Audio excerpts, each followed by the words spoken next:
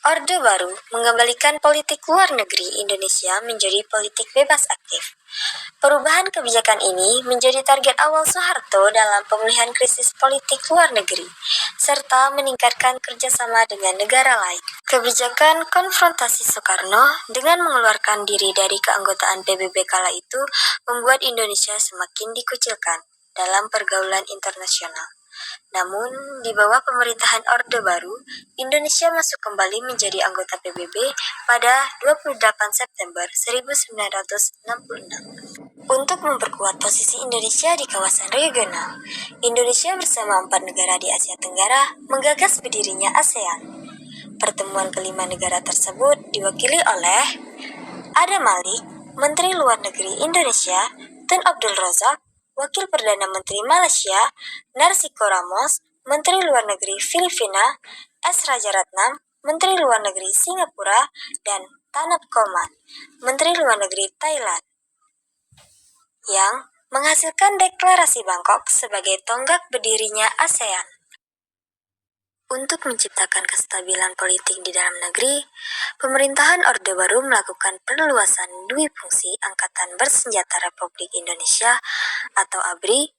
Kebijakan ini membuat ABRI memiliki dua fungsi, yaitu menjaga pertahanan dan keamanan negara sekaligus memegang kekuasaan dan mengatur negara. Pemerintahan Orde Baru juga mengadakan pemilu setiap 5 tahun sekali, yang bertujuan untuk menata kehidupan politik dan ekonomi. Terhitung, 6 kali pemilu berlangsung pada masa Orde Baru, yaitu yang pertama, pada tahun 1971, yang kedua, pada tahun 1977, yang ketiga, pada tahun 1982, yang keempat, pada tahun 1987, yang kelima, pada tahun 1992, dan yang keenam pada tahun 1997. Setelah Soeharto menjadi penjabat presiden, berdasarkan ketetapan MPRS nomor 9 tahun 1966, seharusnya pemilu diselenggarakan selambat-lambatnya 6 Juli 1968. Namun, hal tersebut urung dilaksanakan dan pemilu dijadwalkan ulang paling lambat 5 Juli 1971. Pada pemilu pertama tahun 1971, partai yang berpartisipasi berjumlah 10 peserta. Akan tetapi, pada tahun 1977, partai politik yang berpartisipasi sebagai peserta pemilu hanya 3 parpol. 10 partai peserta pemilu 1971 dilebur melalui fusi menjadi 3 partai saja pada 1973. Partai NU, PSII, Partai Muslimin, dan PERTI bergabung dalam satu bendera Partai Persatuan Pembangunan PPP. Sementara Partai Katolik, PNI, Partai Kristen Indonesia, Murba, dan IPKI bergabung dalam Partai Demokrasi Indonesia, PDI. Fusi terakhir adalah golongan karya Golkar, yang menarik dari penelitian sejarah yang dilakukan oleh David Rive, Komunitas Bambu 2013, tentang sejarah Golkar. Pada awal pendiriannya, ternyata organisasi ini digagas dari pemikiran kolektif Supomo, Soekarno, dan Ki Hajar Dewantara tahun 1950-an.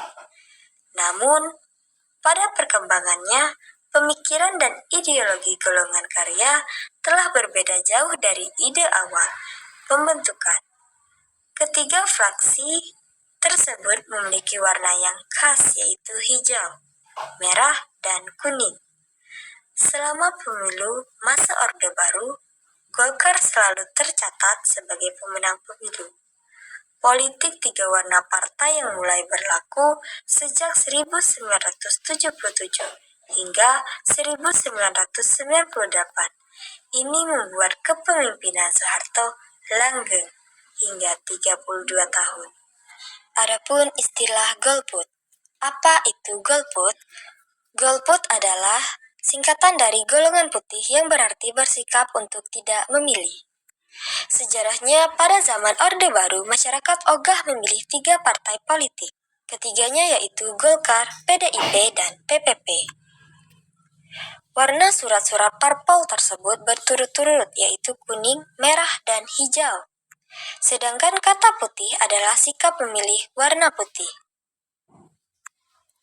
Ada 34,75 juta orang yang tidak menggunakan hak pilihnya atau golput dalam pemilu 2019. Jumlah itu setara dengan 18,02% dari daftar pemilihan tetap DPT pemilu 2019 yang sebanyak 192,77 juta orang. Golput dapat mencerminkan bangsa yang tidak berdemokrasi. Padahal, seluruh lapisan masyarakat diberi kesempatan untuk bisa memilih, tetapi masyarakat memilih golput. Negara yang demokratis, namun dihuni oleh pihak yang tidak mau ikut serta dalam pesta demokrasi. Penggunaan hak suara semestinya digunakan dengan cerdas. Walaupun sederhana, tapi penyaluran hak sebagai pemilih suara bisa menentukan masa depan negara ke depannya.